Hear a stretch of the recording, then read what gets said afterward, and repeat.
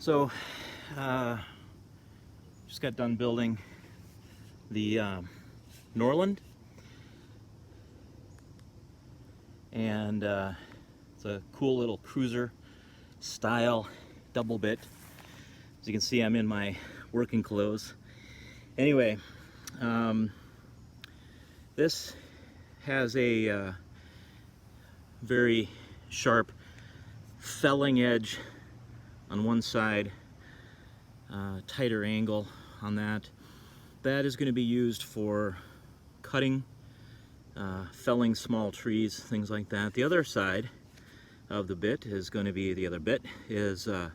for splitting and work that you might be hitting the dirt with or something like that, so that if you're backpacking or camping, you can bring this along as a companion.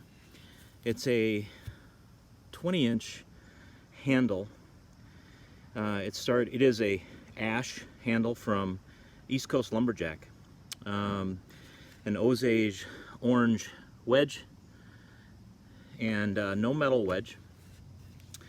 So I wanted a really petite axe for backpacking. This is a little under 3 pounds total weight. One thing that I don't like about a lot of these small saddle axes is that this portion of the axe handle is so wide that you can't really grip the axe like you would a small hatchet for things like feathering, carving, whatever you might want to do. And what I wanted to do was downsize this part of the handle a little bit, which I did. This is significantly reduced in size from the standard East Coast Lumberjack haft that rod Cumberland made for me. This is down to about half the size. Turned out beautifully. Has excellent grain orientation. It's a very strong axe. I'm a little winded because I just got done beating up some wood with it just to make sure that this being so narrow wasn't going to be a liability. So I want to do a couple tests with it and show you the tests and kind of go from there. So again, the Norlund.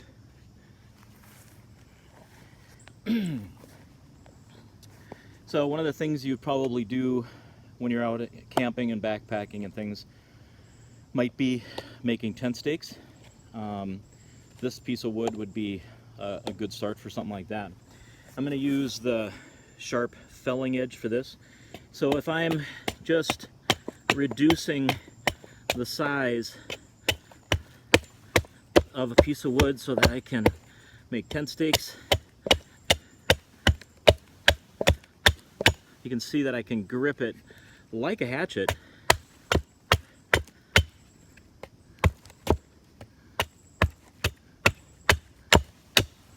and make something pretty pointy pretty quick. So the other thing you want to be able to do is obviously feather wood and have it to make for kindling. Now I'm not super experienced at this type of stuff because I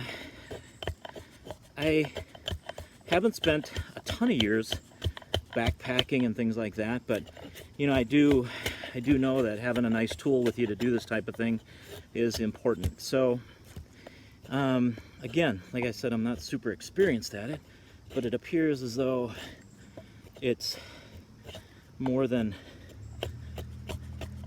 capable of doing those things as far as creating curls to start a fire. So what about processing small sticks, things like that, when you're out and you want to cut some wood up for a fire? If this piece of wood was 8 feet long and it was a little too long, you're going to want to cut it up. So what I like about this is that you can sit on the ground and kneel on the ground where it's safe. You're not going to hit yourself with it. But let's see what it does. That was pretty easy. Now I have taken a piece of wood here and kind of beat the crap out of it with this earlier. This is oak, really dry, hard oak. Going against the grain, I created this divot with the hatchet a few minutes ago, or with the axe. So what we have now is going to be obviously a little bit of an advantage because I'm hitting it in a spot like this, but with a little bit of a groove. But let's see, this is a little bit thicker piece. It's about 2.5 inches in diameter. All right, good penetration. I hit that almost in the exact same spot. And 3 hits to cut through that. Now, if you want to do some kindling, this other side of the bit should be perfect for that because it's going to split fairly well. Again, I'm not a marksman when it comes to this type of stuff. I'm not practiced at splitting kindling for fires. I heat with a wood stove in the wintertime, but I cheat and I use fat wood. So anyway, so we're gonna give it a hit. It's split right down the middle, pretty straightforward. So did that one. We're gonna give it another good hit. That one. Ooh. So it appears as though it's going to do what you want it to do from a splitting perspective. Let's see if it's going to split something bigger like this. Yeah, let's do this one lengthwise.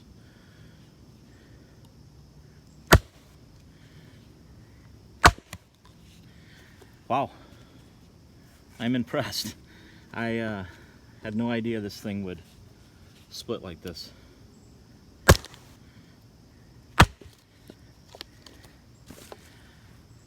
This wood's been sitting around in the wood pile for quite a while.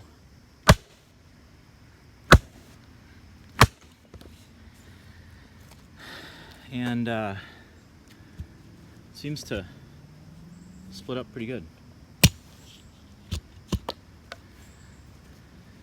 It's dry, even though it's been exposed to the elements. But, you know, as you can see, this axe performs really well. This is about the size of something that you'd probably have to process while you're in the woods. And again, I think at under 3 pounds, this thing is a awesome forest companion, backpack companion. I'm going to be building a full leather sheath with a belt strap holster on it. So it's going to be a holster style. You'll be able to strap it to a backpack. You'll be able to wear it as a holster with a belt. So this particular axe, I looked at it and I go, yeah, you know, maybe it wasn't my best work. But what's interesting about it is it has this awesome feel, awesome control.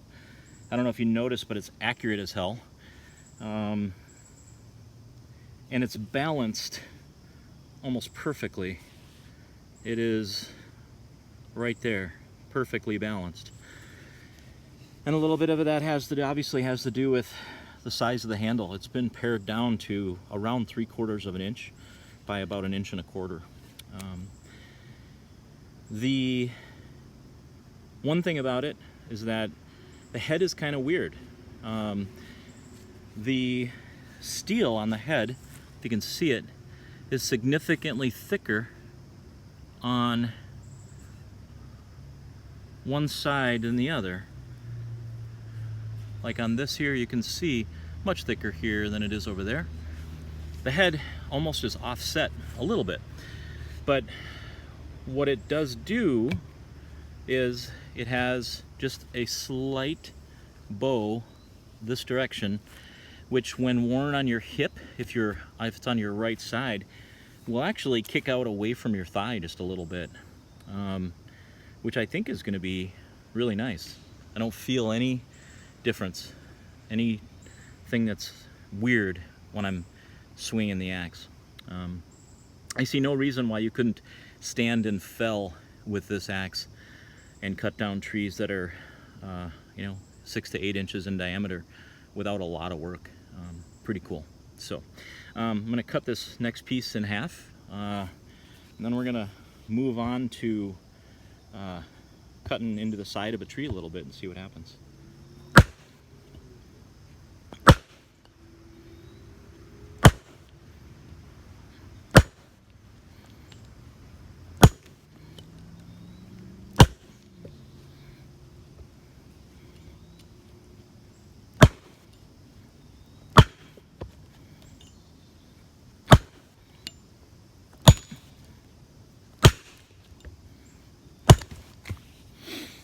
I don't know if you guys saw that.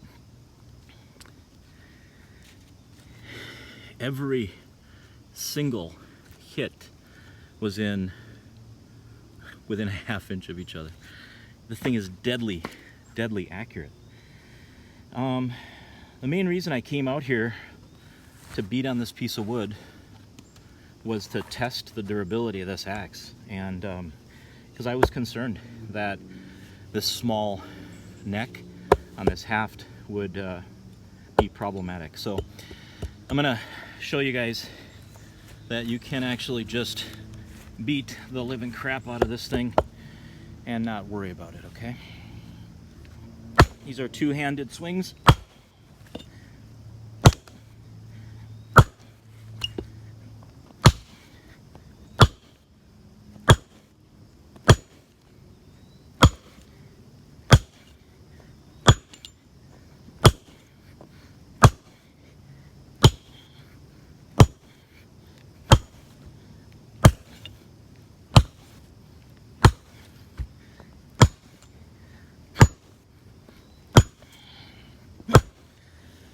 Woo!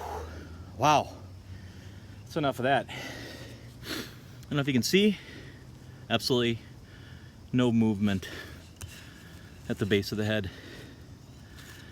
Whew! That is more abuse than I probably, well, just as abusive as I would be if I was backpacking for a week. So anyway, I just wanted to thank you guys for watching the video. Really cool axe. I may keep this one.